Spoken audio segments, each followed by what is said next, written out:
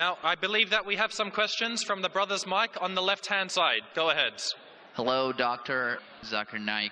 My name is Harris. I'm from Phoenix, Arizona in the United States. I'm an entrepreneur and a marketing manager. Two of my friends in America have converted watching YouTube videos of you. One of them a Christian, one of them an atheist. One of my friends presented me with how to deal with an atheist DVD of yours, which I did watch. But that didn't answer my question. And I've asked this question to a lot of people with no satisfactory answers, a lot of intelligent people. Of all the scholars that I've ever watched on YouTube, in my opinion, you are the most rational, logical, easy to understand kind of scholar that I've ever come across in my life. And it is really important that this question is answered because I've never had a satisfactory answer for this question. My question is like a coin with two sides. The first side of it is this, and this is the question. I'm somewhere between an atheist and agnostic. I'm not sure where. God has created this entire universe, and the Quran speaks a lot about how it has taken so many days and mountains and this and that, and life is going to be a test and whatnot. My question is, way before God decided to create this entire universe, before he decided to put human beings, before he decided to send Prophet Muhammad or Adam and Eve, way before he even planned about doing any of this, he knew the end result of it. He knows in the end he will be disappointed by certain people and he will throw them in hellfire. He knows they will be burning. He knows they'll be tortured, and that is when they'll be repenting for what they've done. Way before he created the entire universe, he knows the outcome is going to be bad. It may be good for certain people who are in heaven, but he knows that he can save those people from being in hell. Way before he even decided to go ahead with the creation. Yet he decides to go ahead with it, with all his godly logic. Why would he want to do that? The question, if I can just put it in this manner, how can God be so sadistic that he would actually go ahead with a plan which he knows is going to end up in that manner? That's the first side of the coin. The second side of the coin is, for some reason, if I believe that, okay, God is almighty and he understands everything is great, God is great. Why is God insisting in the Quran that look at the mountains, look at the protons, the electrons, this and that, everything is so synchronized, how amazing I am. Why is he forcing us to find his creation amazing when it is a piece of cake for God? I mean, he just had to say kun and it was done. Then why is it a big deal if God has made this entire universe which is so amazing? Because for God it's nothing. So I should not be really amazed at his creation. He can do much more than this. So I do not understand why he wants us to respect what he's done or find it amazing what he has done. The brother asked a very good question and a very intellectual question. It's a very good question. And he has seen some of my tapes on YouTube, even of atheism. And this question that is troubling him, he hasn't got the answer to. The brother asked a question that Almighty God knows everything. Before he created the heaven and the earth, before he created human being, before Prophet Muhammad came here, peace be upon him, he knew everything. If he knew that some will go to heaven, majority will go to hell, so why did he create the human being? Isn't it sadistic? Is the basic question, correct? Right. Second question, I'll come to it later on. Brother told you that majority will go to hell. Well, even if one person is going, it doesn't make any sense. Even if one person goes to he could avoid hell, he could have avoided that. I mean, he could avoid being disappointed. Of course. I'll reply. The brother said, even if one person goes to hell, it is as though God would be disappointed. God doesn't get disappointed ever. Now coming to your question, I started a school. And you may have heard Islamic International School. If a teacher takes an examination, if she is just, while she is giving the examination, she writes in the maths paper 2 plus 2 is equal to how much? The student in front of her or him, the teacher, writes 5. She can very well tell the student, change 5 to 4. Would it be just on the teacher during the test and examination to correct a student who's writing a wrong answer? Right, but if she has an option that the student doesn't need to do any of that and still No, just no, go no. and I'm get the asking you a certificate, simple she doesn't have question. I'm asking you a simple question. The teacher has given the question paper. to. Right. All the students In were that informed about circumstance, it. You're right. For that particular situation, For it's fine. that particular situation, the teacher can tell, dear student, change 5 to 4. What will the other students think about? Unjust. But God Correct. can be just at the same time. He can create a completely different condition. He doesn't have to go ahead with that situation. He's not bound by any situation. Brother is saying Almighty God can create something which is perfect and will not make mistake, correct? That Right. God has already done. He created the angels. God Right. created the angels. The angel never go against any commandment of God. But human being is a better creation than angel. The angels have got no free will of their own. If you have heard my tapes, if you have not heard, I'll tell you now. The angels are a creation of Almighty God, but not the best creation. Almighty God created the human beings. The human beings have a free will to go against God or to follow God. If you have chosen to be a human being, if you disobey His commandments, you go to hell. If you obey His commandments, you're superior than the angel. Because the angel doesn't have a free will of his own, then he follows God. It's nothing great. The human beings are the better creation of Almighty God. Almighty God has given a free will. That's a different question that Almighty God knows. Because He has ilm-e-ghaib, He has knowledge of the future. He is more superior. So He has created such a creation which has a free will. The fault is of human being, not God. No, but God has created us with that fault. And He knows He can Not avoid fault, that. not fault. It's not fault, brother. It is free will. Why is He giving us a free will when He knows He's going to eventually put these many people in hell? Why is He doing something? That is a different creation. Like, would you want to create something which can think on its own, or would Why you want would to? someone so compassionate can also Brother, be that's what something I at the tell same you. time? What you want, God has already created an angel. I'm asking you, which is better? An angel following Almighty God or a human being following Almighty God? Which is better? For me, absolutely, if I get a second chance, I would want to be an angel. Why would I risk going to Second hell? chance, correct. That's why Almighty God says in Surah Araf, chapter number 7, verse number 172, Almighty God brought all the human beings from the loin of Adam and asked them, is there one God? All agreed. Almighty God says in Surah Hashar, chapter 59, verse number 21, if Almighty God revealed the Quran on the mountain would shudder down. Almighty God says in Surah Azab, chapter 33, verse number 72, it is the human beings who were fools who said we want to be human beings. You and I. You and I were fools. Now you cannot backtrack. Once you said you want to appear for the test, once you read the test paper. Nobody asked me. They asked Adam and Eve. No, brother. Quran says every human being was asked. And then it is washed off. This memory is washed off. If the memory is there, where is the test? Almighty God says in the Quran, do you want to be a human being? If you become a human being, you can become superior to an angel or can get inferior. If you don't want to become a human being, just pass. Even for argument's Brother, sake, even in that please let me complete. You ask the question. All right, go ahead. If you Sorry. interject, how will I answer? Sure, go ahead. So Almighty God asked the human beings, and the Quran says, we human beings were fools, you and I both, were fools who opted for the test. Now once you undergo a test, if you follow the commandment after free will, you be superior to an angel. If you disobey Allah, you become inferior to an angel. We wanted to pass with distinction, you and I. You and I. You told, I don't remember. Of course you will not remember. And even I don't remember. But I believe in the Quran. On the day of judgment, Almighty God says, not a single human being will object to the justice of Allah. That will come to know on the day of judgment. Only thing we'll say, please give us one more chance. Almighty God will say it's too late. Because if He wants to give you a new chance, even I'll have to come back in the world again. Again, everyone. So those who failed, He can't get only the failures. So the Quran says no one will ever object on the justice of Allah. They will request Allah, give us one more chance. Almighty God will say too late.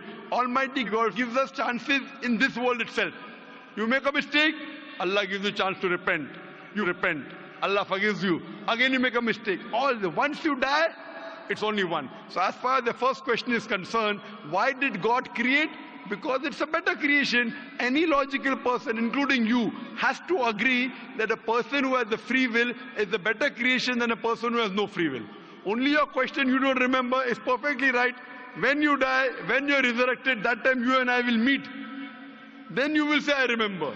Even I don't remember now. But I have faith in the Quran that Quran cannot be wrong, because scientifically, if you heard my lecture, 80% of the Quran is 100% matching with science. 20% is ambiguous, neither right, neither wrong. So my logic says when 80% is 100% correct and not even 0.1% of the 20% is wrong, so my logic says even this 20% would be right. I'm a scientific person, I'm a logical person. So I believe in the statement of the Quran that we chose. If you wouldn't have chosen, you could have questioned God. Why did you make me a human being? Then God would have been at fault. But God says in the Quran, He asked. The mountains were afraid. Everything else was afraid. We human beings opted for this. But do you remember being asked? I don't remember being asked. Brother, if you heard my answer, even I don't remember. But if you remember, then where is the test? Imagine if a teacher teaches you something. Teacher teaches you something. Teacher gives you the book. The teacher has to take away the book for the test. If the teacher says, okay, take the book and answer, where is the test? Okay, but why? After the examination is over, you can go home and check or not. But even before the exam began, God knows. Brother, listen to me. After the examination is over, can you go and check home or not in the textbook? Absolutely. But during the examination, can you check? No. So now the examination is going on, brother. Once it's over, you can check. If you tell teacher, I want to see the textbook, I don't remember. No. During the examination, you cannot refer to the textbook, it will be called cheating. Correct? So once the examination is over, if you don't remember, you tell God, what is this illogical? But Quran says not a single human being will object to the justice. Let the test go over. So today, I being a scientific person, I being a logical person, based on my knowledge of science, based on my logic, when I read the other scriptures and when I read the Quran, I find Quran is the only book, only religious scripture on the face of the earth which passes this test. So therefore I, being a scientific person, being a logical person, agree, okay, fine. This statement of the Quran also has to be right. I don't remember, that is the test. If I remember, where is the test? So that answers the first part of the question. First part, that saying that God was sadist. God is not sadist. For example, I start a medical college. I want the school students to go to medical. How many students who go to school enter the medical college? Just roughly, can you guess? Few. Surely less than 5%. Less than maybe 1%. So why did you make a college where only 1% can enter? Fine. It is for selected few. So same way God made heaven, Jannah, Jannat-e-Firdaus. Everyone cannot go to Jannat-e-Firdaus. Why not? Sorry? Why not? Why can't everyone go to medical college? Because it's human capacity. If humans were capable of being able to put everyone in medical college, they would. That's the way we are made. The same way everyone cannot become a doctor. Only those who have the capacity. Same way everyone cannot go to Jannat-e-Firdaus, the high levels of paradise. We have to strive. God has given you capacity. If you don't follow His guidance, you cannot. If you follow His guidance to go to Jannah, it's very easy. If you're intelligent, it's very easy. If you're intelligent and if you're truthful to yourself. But if you're not truthful to yourself, even a non-intelligent man can go to Jannah. Only thing, you should be truthful. God has given you different options how to follow Him.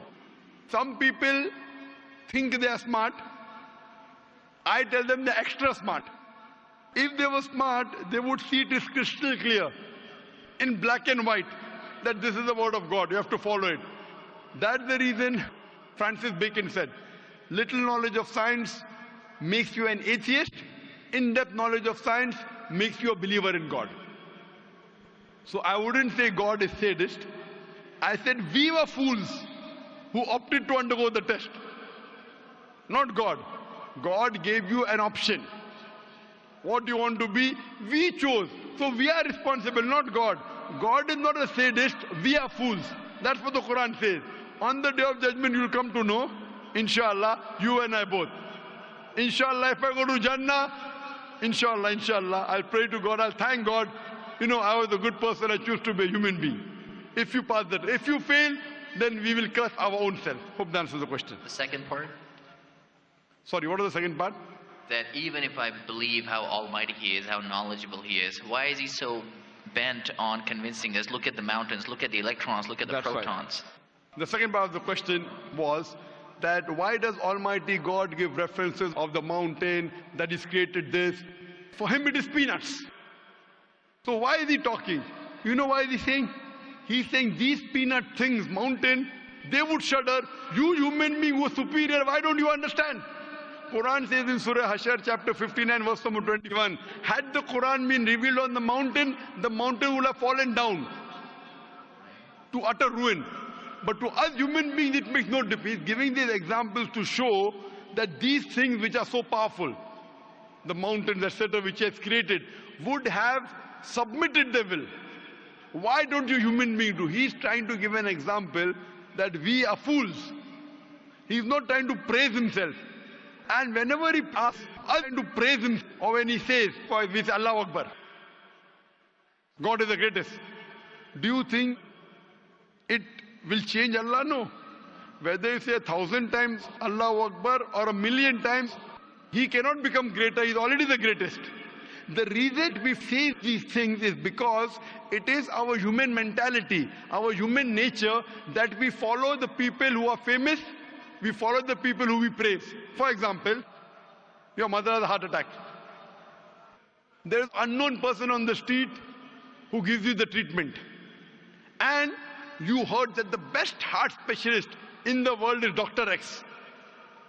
Now, will you follow Dr. X's advice or the person on the street who you don't know? Dr. X. Why?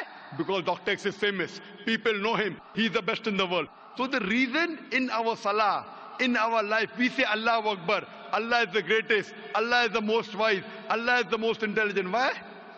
If we say that, it doesn't benefit Allah. It benefits us. That if we praise Him, we follow Him. If we follow, we go to Jannah. To Allah, it makes no difference. Therefore, Allah says, will you not then believe? Will you not then understand? That means the Quran is revealed to the people for understanding. So He's giving this example not to make Himself great. He's already the greatest. Whether you say 1,000,000 times Allah is the greatest, it will not make a difference to Allah. He's telling it to you. Allah says in the Quran, Allah does not require you, you require Him. So when we praise Him, it is human psychology that the person you praise, person you talk great about, you tend to follow his advice. By following his advice, it will benefit you, it will not benefit him. He is already the greatest. He is already the merciful. So these are rules and regulations laid down. He is our creator. He knows our mindset. So the reason he speaks about this, then, such a best. Like, you are a student of science, correct? I am also a student of science. The moment I come to know, Allah mentioned these scientific facts which we came to know today, 50 years back, it increases my faith in Allah.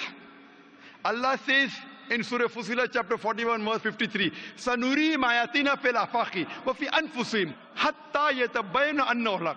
Soon we shall show them our signs in the furthest regions of the horizons and into their soul until it is clear to them that this is the truth. So Allah is giving these examples so that it benefits us.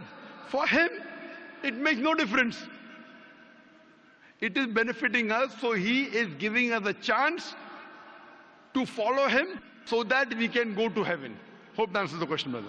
I recognize His power, and I understand He's amazing in all that He's done. But am I expected to be amazed at His achievements at creating this universe? Because for Him, it's like a 1-second job. Correct. Right? So for Him, which is 1-second job, when He tells you not to have alcohol, if you have alcohol, sure, but am I expected to be amazed at His creation? No, see, the thing is that He is not there to prove Himself better. If you believe that for Him it is peanuts, so will a person lie? No. So if He says don't have alcohol, you will not question Him. No. Don't have pork, you will not question Him. Yeah, but I'm not amazed at His creation because for Him it's nothing. Compared to us, it's amazing. For Him, it's nothing. Right. But compared to us, a person who can create the universe, when He tells me not to have alcohol, I immediately follow. Sure, I don't mind following Him, but do I have to be amazed at His creation, as is said in the Quran? See, as you asked me the question, should I be amazed at the creation? Right. I would say, if I believe human being is a better creation, then yes, I'm amazed. And then I say, Alhamdulillah, He has made me better than that. So if I'm amazed, He made the mountains, He made the stars, He made the sun. But He made Zakir Naik also. He made a human being. And we are the best of creation. So He gives these examples so that we realize what benefit He has given to us. All the favors He has given to us. Talking about the science, talking about the protons, talking about the mountains. Finally He says, human beings are the best creation. So in comparison, we have to agree that our Creator has created this human body, the molecules, the DNA, the complex thing, which can never come by chance. So in this way, we are amazed at the creation of the human being. And then we submit to Him. If we are not amazed, only by being amazed, we submit that He is our Creator, He is worth worshipping. No one else can do that. This is so that we worship Him and we pass the test and we go to paradise. Hope that answers the question. If Bill Gates gives me $100, should I be amazed that he has given me that money? I believe that the question has been answered, and unfortunately we are very constricted for time. You are welcome to come back tomorrow, inshallah. As with all of the brothers and sisters, we have come to the end of tonight's session. So please, a very big thank you. I'll just give this last. It said, if Bill Gates gives you $100, Should I be amazed? will you get amazed? Brother, the question is, why should Bill Gates give you $100?